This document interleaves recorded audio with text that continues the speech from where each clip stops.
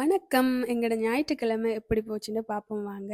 காலையிலேயே ஒரு 11 மணி போல சர்ச்சுக்கு போகலான்னு வெளிக்கிட்டோம்.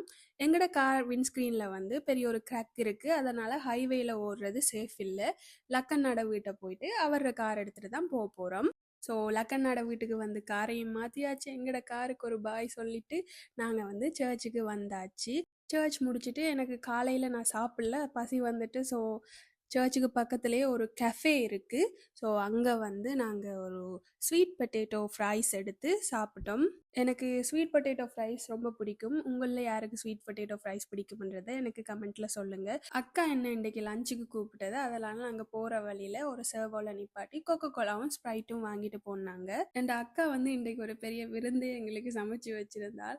சமைச்சு வச்சவளை கொஞ்சம் சிரிக்க சொன்னதுக்கு அவளை சிரிப்பை பாருங்களேன். லஞ்ச் முடிச்சுட்டு ஒரு படம் பார்த்துட்டு க்ரோசரிஸ் எல்லாம் வாங்க இருந்துட்டு ஸோ நாங்கள் வெளிக்கிட்டு போயாச்சு.